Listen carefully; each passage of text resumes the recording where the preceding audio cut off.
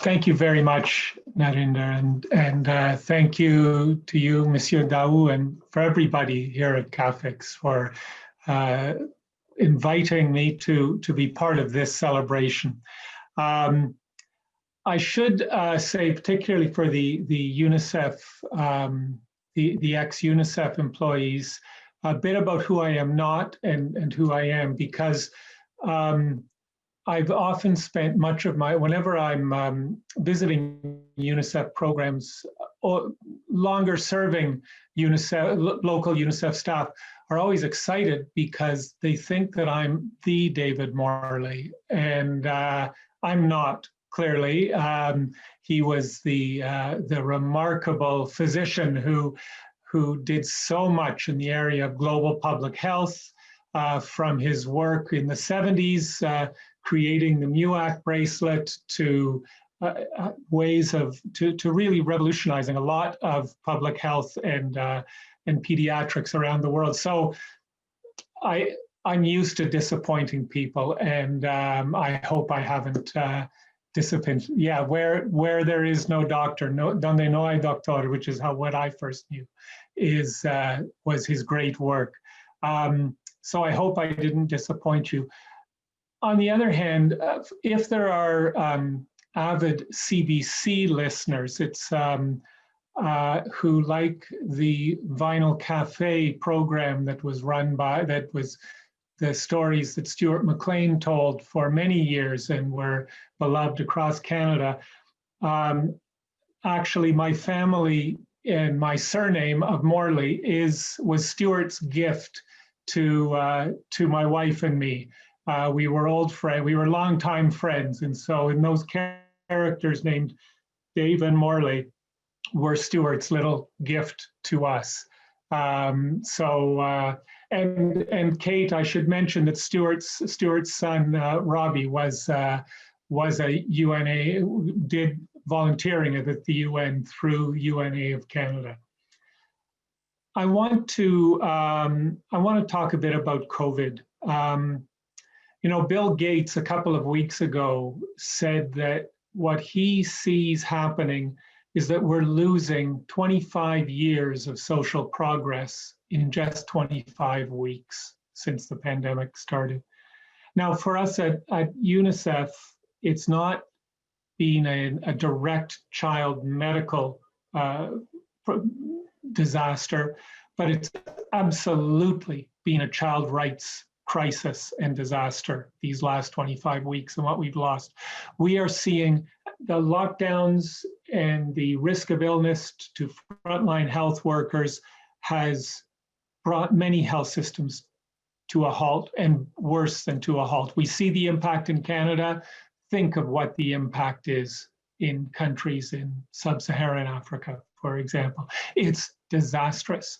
Vaccination rates for children of regular vaccinations, which had been getting sort of low 80%, 81, 82%, have dropped this year to only 65% of the children getting their standard routine vaccinations. We have, after years and years and years of every year more children in school, earlier this year, 1.3 billion children were out of school.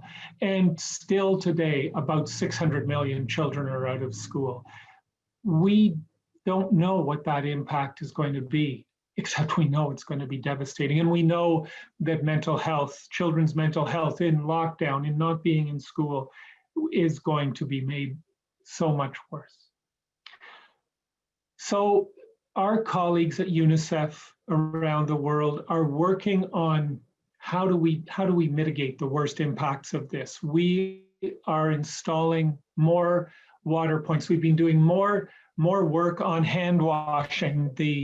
We've put out messages in hundreds of languages on radio, TV, social media, but you know that radio is going to be the best way, all about hand washing. But if you don't have a water point in your school or in your community, it's going to be impossible to do the hand washing, which is why we're investing so much right now in increasing getting water points to schools. We're also distributing sanitizer when we purchase sanitizer and it gets distributed. But even then, you know, I was talking with a colleague last week who had been spending time with a school principal in Freetown in Sierra Leone, who was saying, I have this sanitizer, the government gave it to me, but what do I do? I don't have water, I don't have latrines. Is it best to give the hand sanitizer as the children are coming in, or do I give it to them as they're leaving? When is it going to be? Because it might be the only bit of sanitation the children see that day.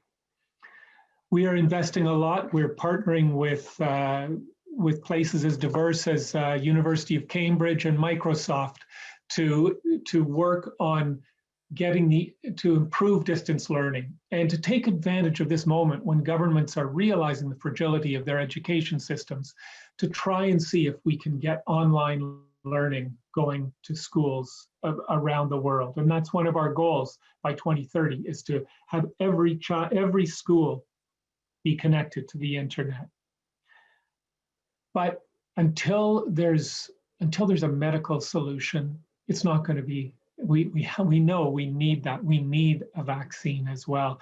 And we are integrally involved in the COVAX initiative that Kate referred to, so that there will be fair and equitable access for all. Because of course, through supply division, we already provide about half of the vaccines to children in the world. And so we have the infrastructure in place. And we've placed even once a vaccine is made, we still need to be able to get it out to places around the world. So we have committed to procuring, and we always need financial support for this, and the Government of Canada has been part of it, 2 billion doses is what is needed. So it's 2 billion syringes that we're looking for, and enough safety boxes to dispose of the syringes. We need those 2 billion syringes to be able to vaccinate the frontline health workers, to start with the frontline health workers and the vulnerable populations. As well, we're looking at the cold chain support that will be needed to make sure that those vaccines can be given. So we are right in the middle of the COVAX. We're not doing the research on the vaccines, but the delivery is going to be up to our colleagues at UNICEF, and it can't be done. It can't be done. It wouldn't be done anyhow if we weren't part of the United Nations as well. The other thing that I want to refer to briefly, because I see our time is going, is what UNICEF is doing about child rights here in Canada.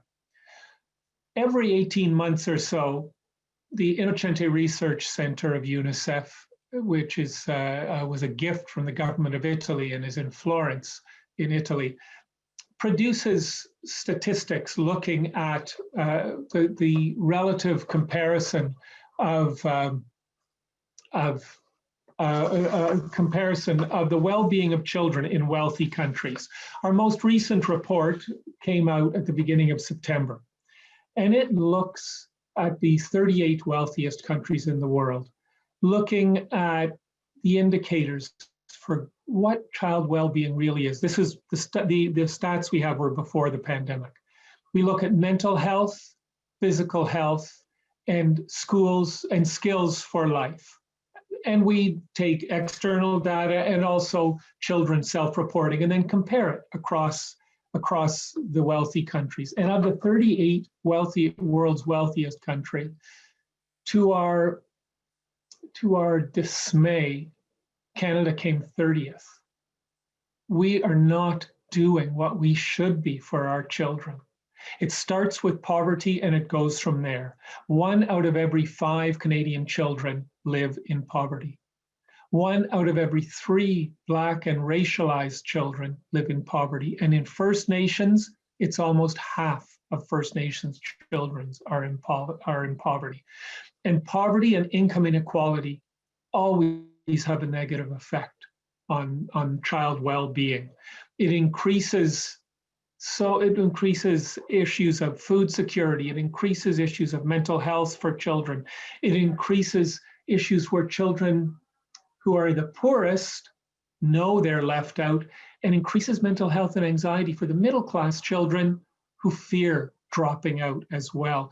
This is something, this isn't new for us in Canada. It's been slowly getting worse over the last generation as we have allowed poverty to increase. We have allowed income inequality to increase. The one hope that I find in this is that we do relatively well. We're in the top third of the wealthy countries in education, and it's because of our public education system. And that gives me hope, not only because it's good for the children themselves, but it's a reminder that when we as a society put our minds to something, when we make the investment that we do in public education, that it has a positive result and it will make things better for children. But what are the things we're not doing that other countries are doing? First, there's investments. The countries that are at the top of the list, the Netherlands, Norway, those countries invest a bit more than 3% of their GDP into child well-being, to child and family services. The average for wealthy countries is 2.38% of GDP going to help. In Canada, we don't even invest 2%. It's not an accident that a country as blessed with resources as we are is not performing well for children. It's been a societal choice not to make all the investments. And what are those investments? We see there are three constant policies that make a good difference for children. One is quality childcare and early learning.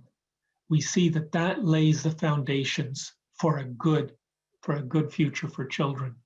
A second is improved parental leave, because it's the same, it's laying the foundations for the parents to be with their children longer without fearing a massive loss of income. That will make a big difference to children. And then income support.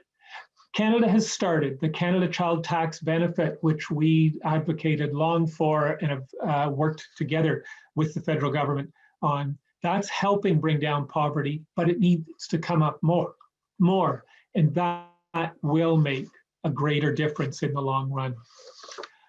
After our report came out, we were asked by the Canadian Institute of Health Research of Children's Healthcare Canada, which is made up of the children's hospitals around the country, and the Pediatric Chairs of Canada came and asked us at UNICEF Canada to work with them on how we can all make a difference on child well-being, because they recognized that for all they do medically, and we know we have one of the best medical systems in the world, child well-being was not improving as much. And so they're bringing together starting from the hospitals, but bringing together experts from across the country and in different fields that would be able to bring their minds and their perspectives to health. And they're looking for more volunteers. So I know that at least some of you who are in the audience today,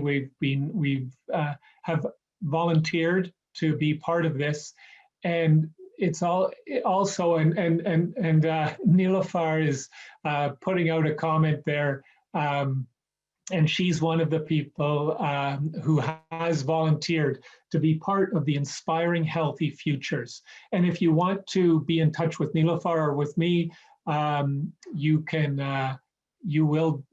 find out about how to volunteer, because as former UN employees, you have given so much, but I know we're all inspired by the UN. We want to continue giving, be it around the world or for here in Canada. So it's, as somebody who's working with UNICEF now, I just want to finish by saying thank you to all of you as international public servants, because you've paved the way, and those of us who are still working within the UN family, thank you for all you've done, and we'll do our best to continue your legacy of being and building global citizens. Thank you very much.